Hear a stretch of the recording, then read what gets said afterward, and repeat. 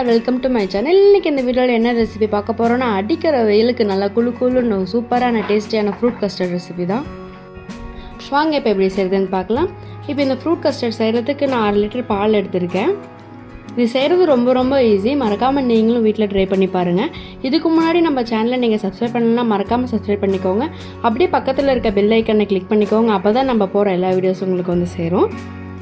இப்போ பால் நல்லா கொதித்து வந்துருச்சு. ஒரு 5 மினிட்ஸ் நல்லா கொதிக்க விட்டுக்கோங்க. நல்லா கொதித்து வந்ததுக்கப்புறமேட்டு இதுக்கு தேவையான அளவு நம்ம சர்க்கரை ஆட் பண்ணிக்கலாம். ஒரு 3/4 கப் அளவுக்கு நான் சர்க்கரை ஆட் பண்ணியிருக்கேன். இது ஒரு 150 கிராம் பக்கம் இருக்கும். உங்கள் டேஸ்ட்டுக்கு ஏற்ற மாதிரி நீங்கள் சர்க்கரையை கூட்டவோ குறைக்கவோ செஞ்சுக்கலாம். சர்க்கரை ஆட் பண்ணிவிட்டு நல்லா மிக்ஸ் பண்ணிக்கோங்க. அது நல்லா கரைஞ்சி வரட்டும். இப்போ நம்ம இதுக்கு கஸ்டர்ட் பவுடரை மிக்ஸ் பண்ணிக்கலாம். நான் ஆறின பாலில் 2 டேபிள் ஸ்பூன் அளவுக்கு கஸ்டர்ட் பவுட்ரு அந்த மாதிரி ஆட் பண்ணிவிட்டு கொஞ்சம் கூட கட்டி இல்லாமல் நல்லா கலந்து வச்சுக்கோங்க. இது இருக்கட்டும் ஒரு சைட். கஸ்டர்ட் பவுட்ரு எல்லா சூப்பர் மார்க்கெட்லேயும் கிடைக்கும். இப்போ மிக்ஸ் பண்ணி வச்சுருந்ததை இந்த ஸ்டேஜில் நம்ம ஆட் பண்ணிக்கலாம். கஸ்டர்ட் பவுடர் சேர்த்ததுக்கப்புறமேட்டு லோ ஃப்ளேமில் வச்சு குக் பண்ணிக்கோங்க.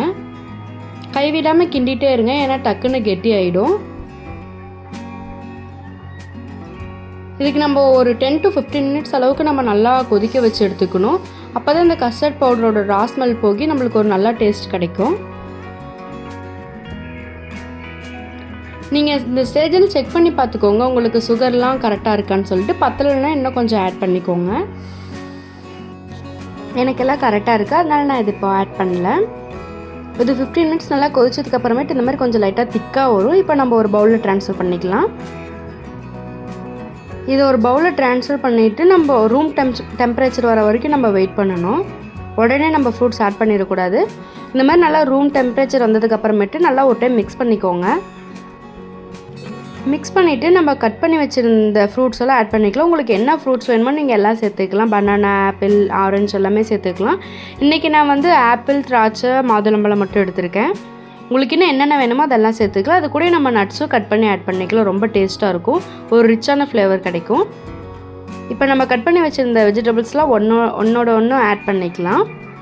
ஃபைனலாக இதில் நான் சப்ஜா சீடும் ஆட் பண்ணியிருக்கேன். அந்த கிளிப் மிஸ் ஆகிடுச்சு. உங்களுக்கு வேணும்னா ஆட் பண்ணிக்கலாம், அது ஆப்ஷனல் தான். இந்த மாதிரி எல்லாத்தையும் ஆட் பண்ணிக்கோங்க. ஆட் பண்ணிவிட்டு நல்லா மிக்ஸ் பண்ணி விட்டுக்கோங்க. மிக்ஸ் பண்ணிவிட்டு உடனே நம்ம சாப்பிட்றதோட ஒரு 1 to 2 hours பக்கம் ஃப்ரிட்ஜில் வச்சுட்டு லைட்டாக கூலாகிட்டு அப்புறம் சாப்பிட்டா ரொம்ப டேஸ்டியாக இருக்கும். இது செய்கிறது ரொம்ப ஈஸி. மறக்காமல் ட்ரை பண்ணி பாருங்கள். ஃப்ரூட்ஸ்லாம் உங்கள் குழந்தைங்க சாப்பிட மாட்டேன்றாங்கன்னா இந்த மாதிரி ஃப்ரூட் கஸ்டர்ட் செஞ்சு அதில் போட்டு கொடுத்து பாருங்கள். இன்னும் வேணும்னு கேட்டு வாங்கி சாப்பிடுவாங்க. அந்தளவுக்கு ரொம்ப டேஸ்டியாக இருக்கும், ட்ரஸ்ட் மீ. இந்த மாதிரி ஈஸியான ரெசிபிஸ் உங்களுக்கு வேணும்னா மறக்காமல் நம்ம சேனலை சப்ஸ்கிரைப் பண்ணிக்கோங்க. தேங்க்ஸ் ஃபார் வாட்சிங். Stay tune. பை.